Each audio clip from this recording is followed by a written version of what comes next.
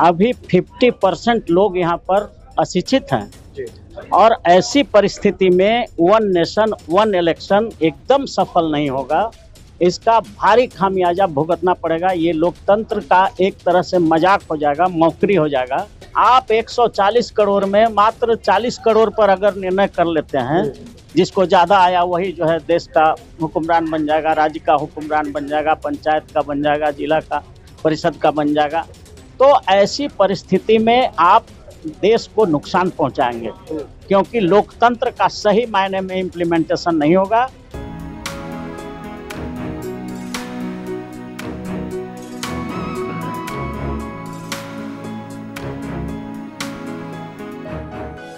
One nation one election की मंजूरी Modi cabinet ने दी है और जो बिल है वो अगला सत्र में पेश की जाएगी, लेकिन खबर अभी से चल रही है। अगर वन नेशन वन इलेक्शन पास हो जाता है तो कितना घाटा होगा और कितना फायदा होगा, हमारे साथ बात करने के लिए इस वक्त पटना हाईकोर्ट के एडवोकेट अरुण कुशवाहा सर हैं।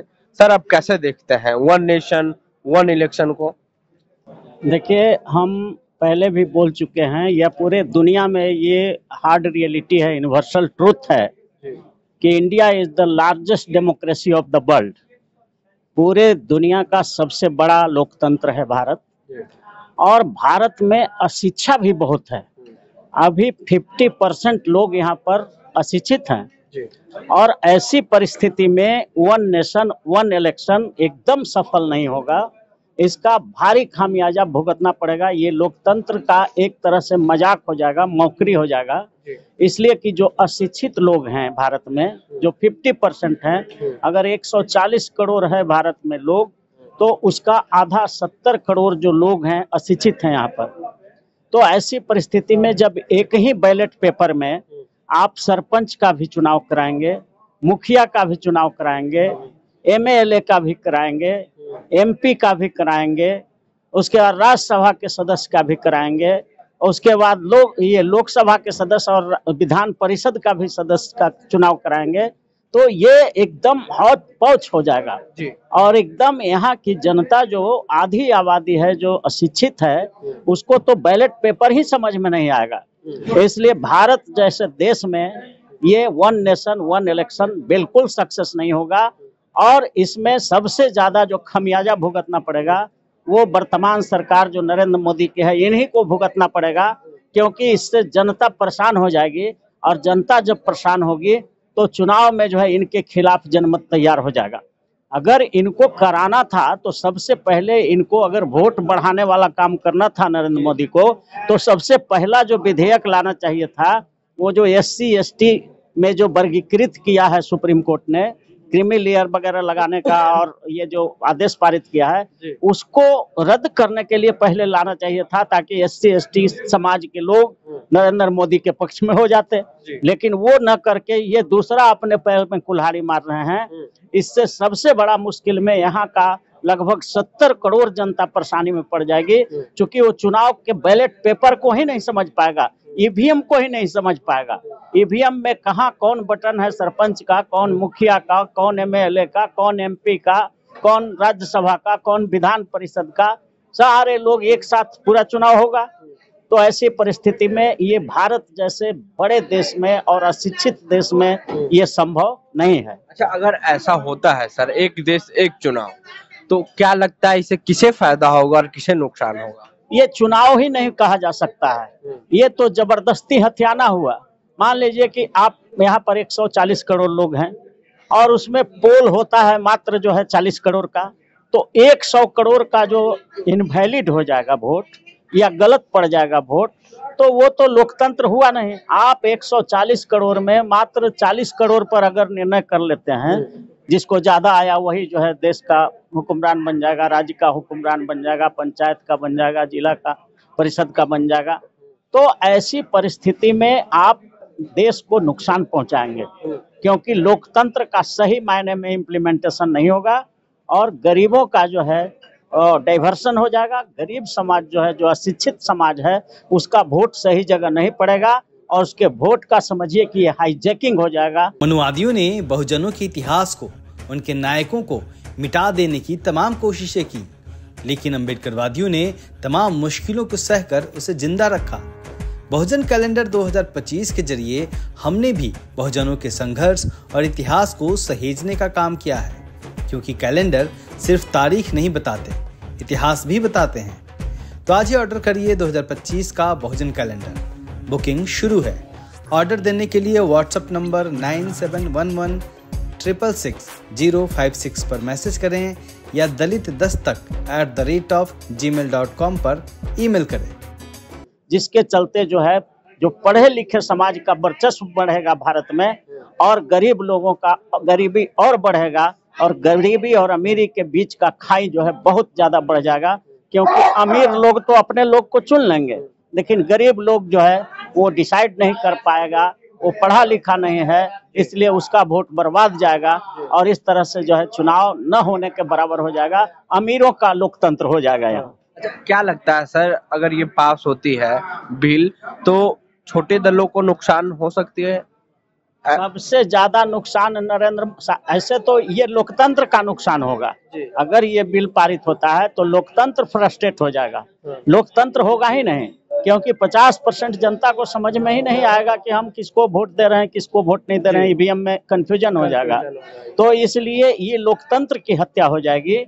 और इसमें जो बुद्धिजीवी जो पढ़े लिखे लोग हैं वो तो अपना प्रतिनिधि चुन लेंगे, वो तो पढ़ने वाले हैं, पढ़ करके देख करके कौन हमारा है कौन नहीं है वो डिसाइड कर लेंगे। लेकिन जो गरीब जनता है यहाँ का, जिसकी आबादी 50% है, उन गरीबों के लिए ये चुनना बड़ा मुश्किल हो जाएगा, और उनके प्रतिनिधि नहीं चुन के जाएंगे, सिर्फ अमीरों के प्रतिनिधि चुन के जाएंगे। इसलिए गरीबों के कल्याण के लिए गरीबों को न तो सामाजिक न्याय मिल पाएगा, न आर्थिक न्याय मिल पाएगा, न राजनीतिक न्याय मिल पाएगा, न फौजदारी न्याय पर मिल पाएगा।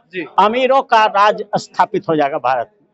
छोटे दलों को नुकसान हो सकता है? छोटे दलों को भी नुकसान हो सकता है, क्योंकि उनके लोग छोटे दल जो बनाते हैं, उनके जो वोटर होते हैं गरीब गुरबाई होते हैं, तो उन लोगों को तो भारी नुकसान उठाना पड़ेगा, बिल्कुल भारी नुकसान होगा। हो सके उनका सफाया ही हो जाए। अच्छा, ये 8 देशों के जो नियम कानून है वहां से ला करके one nation one election Bharat में लागू करना चाहता है। 8 टीम की एक मतलब टीम गठित हुई है, वहां 8 देश को जो कानून है वो देख के भारत में इस तरह का कानून। सबसे पहले हम पूछना चाहते हैं नरेंद्र मोदी जी से कि आप जिन 8 देशों को देख करके वन नेशन वन इलेक्शन करने जा रहे हैं, आपने कभी पता किया कि उन 8 देशों में शिक्षा कितना % है?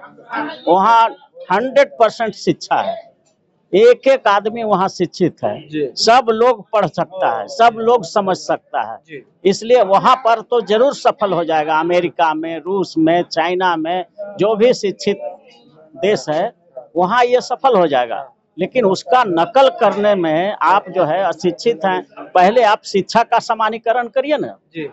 एक नेशन एक शिक्षा कर दीजिए तो सब लोग एक तरह का शिक्षित हो जाएगा। एक तरह से सबकी पढ़ाई कर दीजिए, एक तरह का एजुकेशन जब मिलने लगेगा बचपन से लेकर के graduation, MP, MA, MSc, PhD, DLET सब में अगर बराबर, डॉक्टरी में, मेडिकल में, इंजीनियरिंग में, सब में बराबरी का शिक्षा का एक व्यवस्था कर दीजिए, और जब शिक्षित हो जाए पूरा देश तब वन नेशन वन इलेक्शन कर दीजिए, सफल हो जाएगा। लेकिन अभी तो आप डेमोक्रेसी को फ्रस्ट्रेट करना चाहते हैं, डेमोक्रेसी को मारना चाहते हैं, और चाहते हैं कि सिर्फ भारत में शिक्षित लोग ही चुनाव में शामिल हो, और यही होगा। जो पढ़े लिखे लोग हैं वही अपना प्रतिनिधित्व चुन लेंगे, गरीब लोग उसमें असमंजस में जो अशिक्षित है वो पड़ जाएगा और उसका वोट खराब हो जाएगा, और अमीरों का वोट पड़ जाएगा, पूंजीपतियों का और शिक्षितों का सरकार हो जाएगा। गरीबों के लिए इस देश में महाकाल हो जाएगा। मतलब ये गलत है? ये बिल्कुल गलत है, अब भी एकदम संभव नहीं है। इसका विरोध पूरा देश में हो सकता है? पूरा देश में विरोध होना चाहिए, और पूरा जितने भी ये भारत के लोग हैं उनको एक ही मांग उठाना चाहिए कि जब तक शिक्षा की समानीकरण नहीं हो जाए, और जब तक पूरे देश के एक एक व्यक्ति का शिक्षा हाई लेवल का नहीं हो जाता है, तब तक आप जो है वन नेशन वन इलेक्शन लाना देश के लिए घातक होगा। ये सर, बातचीत करने के लिए हमारे साथ बात कर रहे थे पटना हाईकोर्ट के एडवोकेट अरुण कुशवाहा सर। इनका कहना है कि इस तरह का जो कानून लाया जा रहा है ये गलत है, देश को फ्रस्ट्रेट कर रहे हैं नरेंद्र मोदी, और अगर ये कानून भारत में पास हो जाती है तो जबरदस्त तरीके से विरोध होगा। और जो 8 देश का एग्जाम्पल दे रहे हैं, पूर्व प्रेसिडेंट रामनाथ कोविंद जी, वो 8 देशों का कानून ला करके भारत में पेश करना चाहते हैं। तो उन पे कहना है कि जो देश है 8 देश, वहाँ लोग एजुकेटेड है और भारत में नॉन एजुकेटेड है, मतलब 70% आबादी कह सकते हैं जो नहीं पढ़े लिखे हैं। तो भारत में इस तरह का कानून संभव नहीं है। बहरहाल आप क्या सोचते हैं वन इलेक्शन वन नेशन के बारे में? प्रतिक्रिया देनी चाहिए कमेंट बॉक्स में। फेसबुक पे देख रहे वीडियो को शेयर कर ले, यूट्यूब पे देख रहे हमारे चैनल को सब्सक्राइब कर ले। दिल्ली दस्तक, अमन, पटना, बिहार।